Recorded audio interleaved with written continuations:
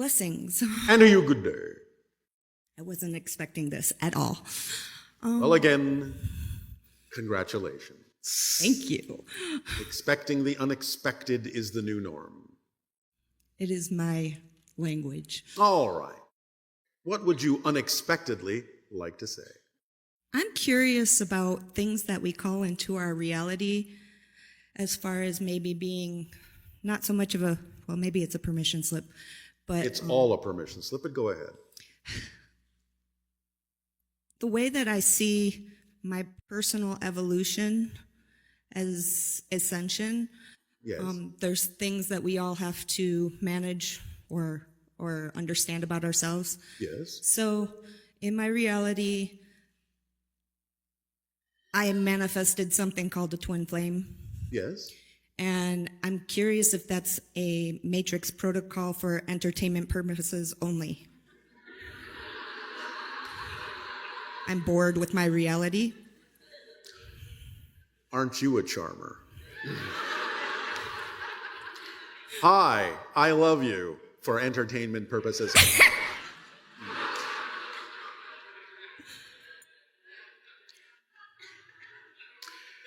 How about not only for entertainment purposes only, but for educational purposes as well? Because anyone that you interact with that is there to reflect to you what you need to know to become more of yourself as you do the same for them at that moment is a twin flame and soulmate. Doesn't mean they have to stick around. It means they might. But you don't have to know that in the moment. Just see where it goes, be unconditionally supportive and loving, enjoy the moment, and don't make assumptions about why you think it's there, other than knowing that all relationships are there for the purpose of doing what we just said, reflecting to each other in the relationship what you need to know to become more of yourself. Does this help? Yes, I've seen that my interactions with social media, now known as AI, has seemed to help some people put aside their old belief systems, Yes. healings of past, allowing them to get more into alignment of bringing in their future selves. All right. Since Each of you are here to help the other, to reflect to the other in that way. So in that ultimate sense, you're all twin flames. Agreed. Everybody. But we understand you can make an agreement for a particular arrangement sometimes, with a particular identity or individual sometimes that may be more vibrationally compatible with the theme that you're exploring. And that's fine. And you might call that a twin flame and a soulmate, and that's fine. But these are all labels that simply allow you to understand that there may have been a specific agreement or arrangement, but that doesn't necessarily mean you know all the details of what that agreement or arrangement are about. So all you have to do is just play it out and see where it goes, and not create insistences or assumptions on what it's supposed to be, or how long it's supposed to last, or how it's supposed to look, because you really won't know that until the end of your life. There's something you said a little earlier about giving the gift of walking away. Yes. Sometimes that can be the most loving thing to do, because you're demonstrating to someone else that their choices may not be vibrationally compatible with yours. Therefore, you give them an opportunity to change, or you give them an opportunity to stay the same. And if they choose to stay the same, you give them an opportunity to go off and find someone that they believe might be more vibrationally compatible with the path that they happen to be on. And you will then allow yourself to align more with a path that you are more vibrationally compatible with, and allow other people to come into your life that will also be of a similar wavelength.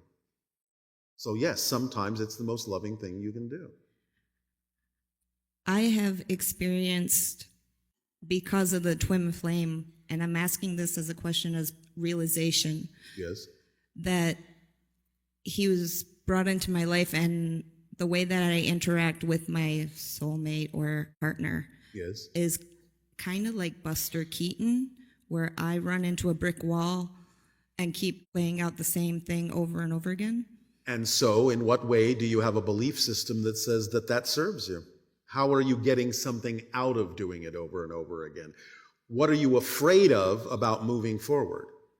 My question to you about the realization of that was that I was triggered into believing I do this on purpose to learn to accept the reality. And have you accepted the reality? I like being Buster Keaton Because because it makes other people laugh and perhaps they change their point of view or perspective in their behavior. then you are saying you are a heyoka. Do you understand that term? Nope. It is an American Indian term that means clown who teaches. Or fool. Sort of like the fool. The idea that you allow people to see through your lessons the lessons within themselves that they need to perceive. So if that's the role you're playing and you're okay with that, that's fine. But if you're not okay with it, you can change. But it's up to you. I figured that the twin flame was making me aware of that fact, to own that reality. Could be. But again, you still have to come down to the idea of, is the reality vibrationally compatible with what you prefer the reality to be? Yes or no?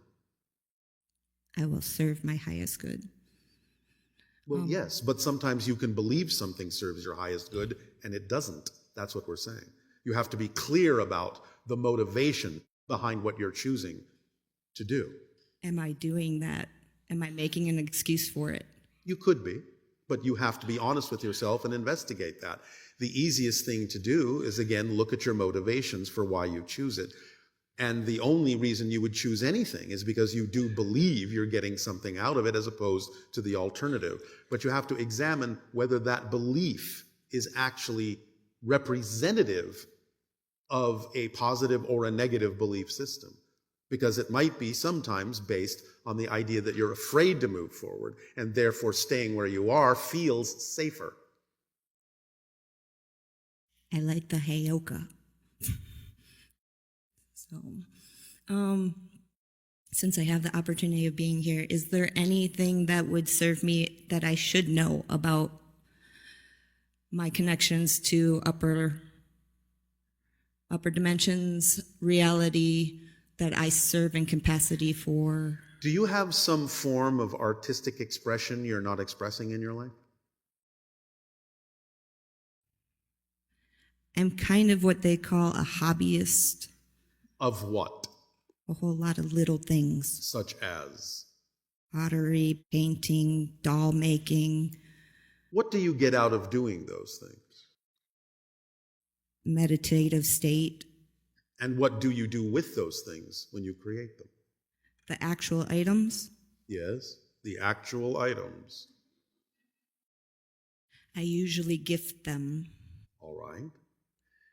The state that you are in when you make them, is that your preferred state? As long as I'm channeling information, yes. So you use that as a permission slip to bring through information when you are making those things? When you're at your hobby? Yes. All right. And so, what do you do with the information? Just apply it to your life, yes? Storytelling. Storytelling. So that's a creative outlet. Are you a storyteller? Do you create stories to share with others? Yes. In what way? One tweet at a time.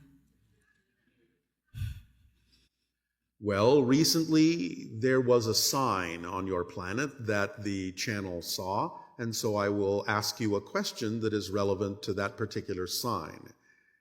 Do you tweet others as you would like to be tweeted? Absolutely. All right. Anything else you would like to do with those stories besides tweeting them? Little birdie? For the few that I seem to be in frequency or resonation with, I have always given it that I am just the messenger they get to decide what to do with the information they've received. Oh, well, of absolute truth, because it's none of your business what anyone does, what you share with them. None of your business at all. It's none of our business what any of you do with the information we share with all of you. So yes, that's true. But that's not what I asked you. What I asked you is there any other way you wish to express those stories other than through tweeting?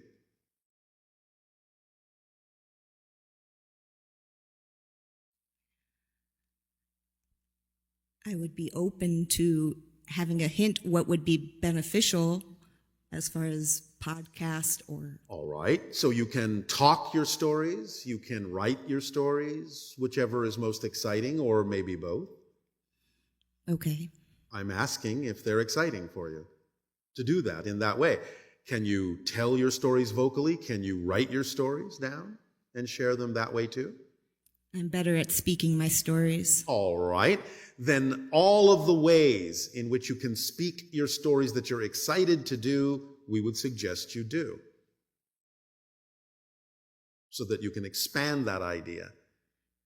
Is there a correlation between channels like Bashar or Daryl with the frequency and vibration of voice, that if they hear the vibration they receive? Yes. Okay. I think we are complete. We thank you.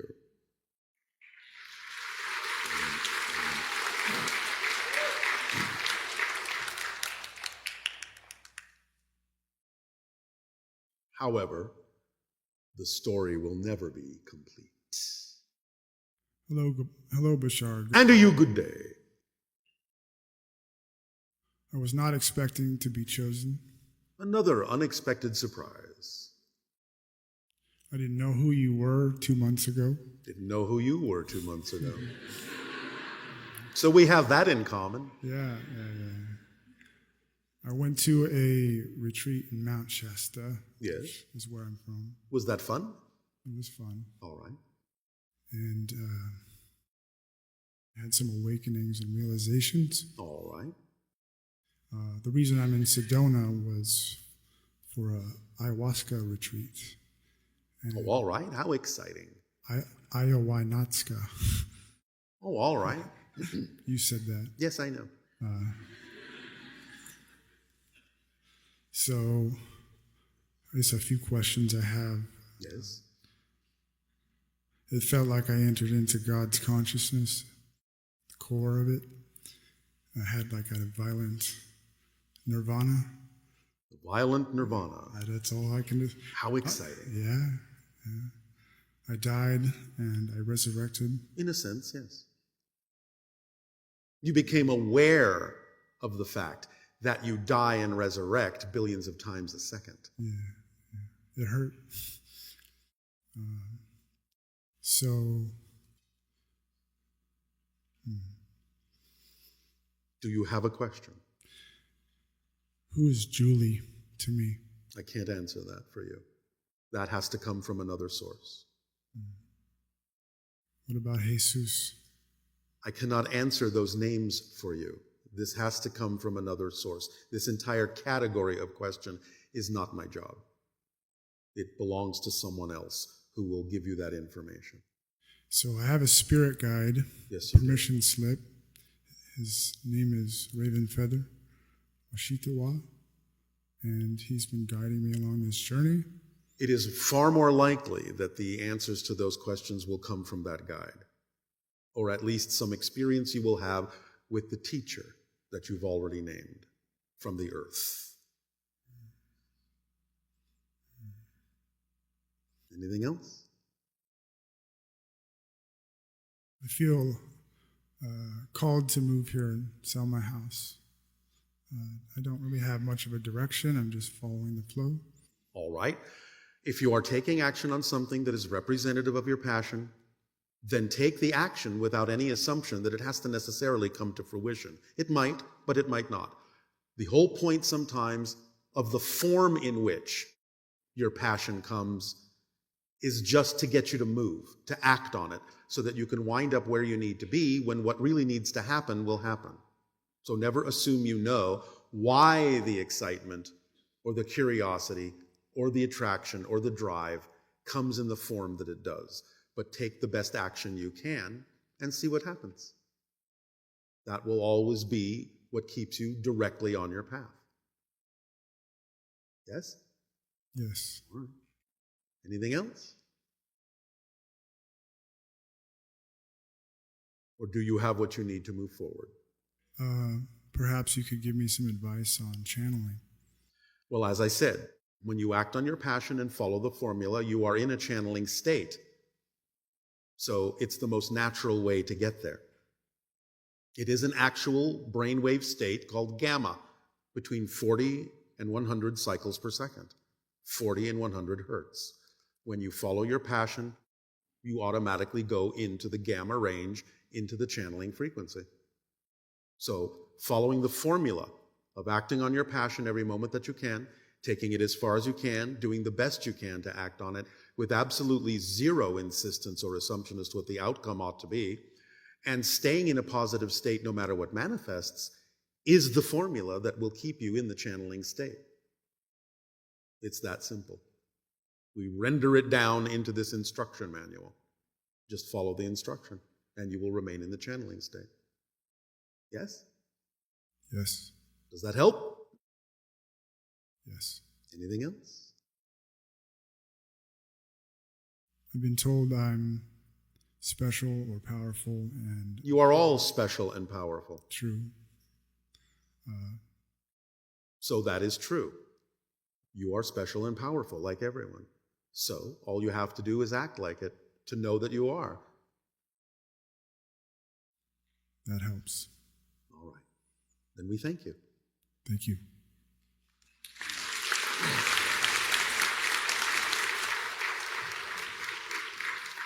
Hello, Bashar. Andrew, you good day. I'm really thankful that you're my mirror today. Oh, all right, and we are grateful for you as well. Thank you. And I would like to thank the person who gave me this opportunity to ask a question of Bashar. All right. I have a few due to pet theme about my dog. So 1 month ago, me and my husband has decided, due to the frequent traveling, find new owners for our dog. All right. And Did you ask the dog for help in doing that? yes, All right. all the time. All right. And? I miss her a lot. All right. And my question is, what is my dog's best interest? To be with us or stay with a new loving family? Do you have visitation rights? Yes. Will that suffice for you to be able to visit the dog now and then? And know that in the meantime, if you are not around, that the dog is in the care of a loving family, and yet you still get to participate, you still get to interact. Does that work for you or not? Yes or no? Hesitation usually means no. And if that doesn't work for you, then is there some other arrangement you can make whereby the dog can remain with you? Even while you act on your passion? If you are, in fact, acting on your passion to not have the dog? Can you answer any of these questions? Yes. So I think I should speak not with you, but with new owners. Yes. Yes. So, That might be a wise thing to do. yes. If I may, the next question. One time my husband said that I might like something inside me because I miss my dog. Is that true? Not necessarily. It can be true, but not necessarily. That's why I've asked you to determine within yourself whether or not having the dog or not having the dog is actually true for you. Because if it isn't true for you, that the dog is somewhere else, then you will feel it perhaps as a lack. Because it might be telling you that the dog ought to be with you. But you have to determine that for yourself by figuring all this out in the way that I've described it to you. You may have to figure out a way of changing your lifestyle that is more compatible with having the dog, if that is really what is representative of your passion. You have to explore different probabilities to see what actually fits. Yes? Yes. All right. Thank you. And the last question. It's very important to me. Oh, all right. So I'm paying when strict attention. Yes. When I'm holding my dog, who gets the idea first of rubbing the belly? She sends it to my head, or because I enjoy rubbing the belly, she allows me to do it? Are you asking which came first, the Yes. chicken or the egg? Yeah. But in a new and wholly unique way? Which comes first, the dog telling me to rub its belly or me thinking I should rub its belly? Yes. I'm going to ask you a question in return.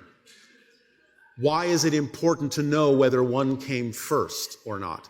Can't they both simply simultaneously exist at the same time? Okay. Can't cause and effect be one moment instead of two?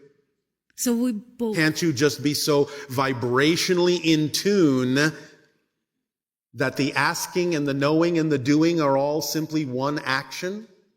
And you don't have to break it apart into, well, who asked first? Who cares as long as the belly's getting rubbed? Yeah. Yeah. That is very true. I'm very happy for this interaction. Thank you so much. Children of now want to tell us?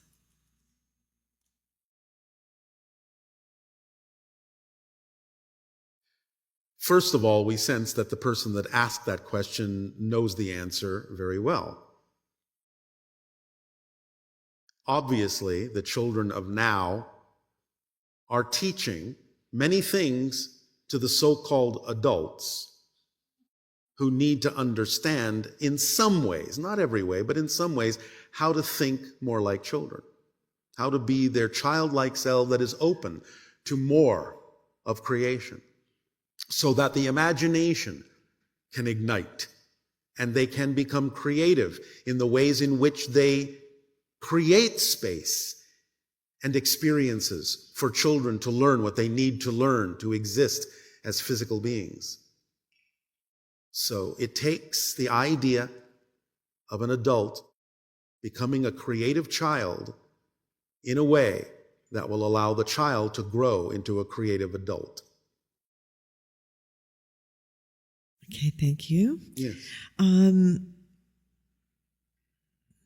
When a person starts to follow the formula and they start having an overwhelming amount of opportunity come their way. Well, it won't be overwhelming. It will be exactly correct when they follow the formula. Following the formula cannot create an overwhelm. So what does that mean if the person is feeling overwhelmed? Then by they're all not the exactly following the formula. They must be off kilter from the formula somehow. Because again, remember, one of the tools in the kit is the organizing principle of synchronicity. And therefore, if you're actually truly allowing it to do the organizing, you won't feel overwhelmed because things will only be presented to you in the order and with the timing required for the accomplishment of those things. You won't be given more than the moment requires if you're actually following the formula. And is also an idea of just do what appears to be the next most exciting thing instead of, just weigh it out. And if there's not that much of a difference between one or the other, then it doesn't really matter which one you choose. Correct, because if there actually needs to be a difference, choosing the one that isn't correct for you, synchronicity, again as the organizing principle, will turn you around to the one that is correct. That's what we mean by organizing principle. It won't let you go astray if you're willing to listen to it. Okay. So, someone who is feeling overwhelmed has a slight misunderstanding of how they're using the formula. Something is a little off kilter, or a negative belief is being revealed to them that they need to deal with, but they're not dealing with it. Okay. If you choose to stop believing in the physical dream and feel attracted towards being a pure spirit, Yes. does the human body register this and let our soul out of it once and for all? Well, again, it depends. It depends on why that might happen for that person if it is necessary for fulfilling a certain theme of exploration. It's something that generally isn't common because you sort of make an agreement with yourself that you'll kind of play things out. You already know the duration that is necessary for the process you wish to experience and the theme you wish to explore in physical reality. And so in general, that will not happen. But there might be some cases where it can. But you would have to examine that particular case to see what the reasons are for why that appears to manifest that way. So at what level of consciousness does a human decide to leave the physical body? Well, on the spirit level, because again, you typically set that up in general for yourself, again, speaking linearly, before the life. So a decision of like whether or not to quote unquote die in a car accident because the body is It doesn't necessarily have to be that specific. It can be. But generally speaking, people will usually choose any particular doorway out that comes along randomly on Earth when it's falling within the general window of time that it's okay for them to have agreed to leave. So it might just be, all right, somewhere between now and then, whatever comes along that is the most efficient for me, that works best for me, then that will be what I allow myself to experience, and I will leave if I need that kind of a mechanism. Now, you can get to a point where you can also, as I said, just lie down and leave. That's what we do. We just leave, but of course we don't leave a body behind. It converts into energy. And that actually converted into the next question, which was, when a Sasani dies or ascends, do you experience a form of grief? No. Do you engage in any rituals? No. Or do you rejoice with Yes. the ascending person? Yes.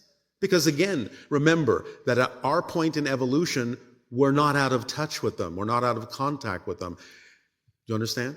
Yes. We can still communicate with them. So it's not like they've gone anywhere particular that we can't get in touch with them for. They're just in a different state now. So when you all don't sleep, how do you connect with spirit? By being almost at the point of being spirit.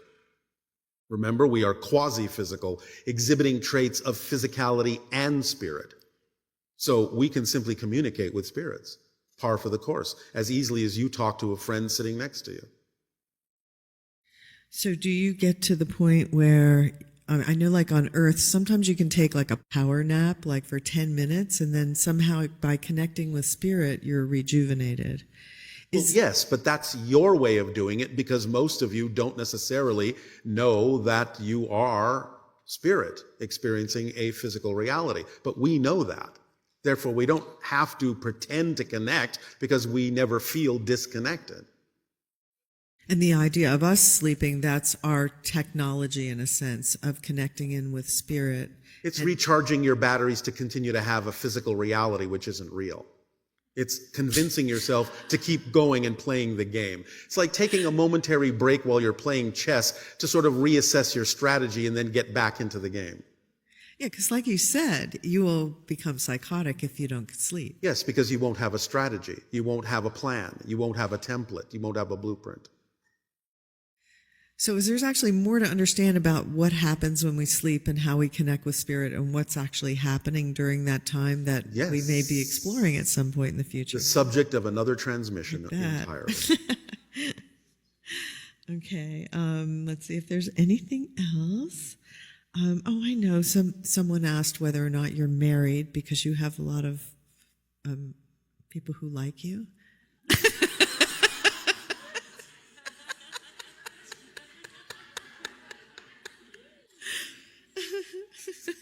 Was that a question? That was a question that came from someone. Everyone in our society, in a sense, is in a single marriage to each other. And we are in a marriage with all of you already in the service that we provide for you. And the reflections and the information that we share with you is a form of marriage. But we don't have the rituals that you have on your planet, for they are unnecessary. Well, on that note, Is it time for your break? it is. Then please take a short break. We will resume this transmission for your holotope meditation to crystallize in the idea of children of the future.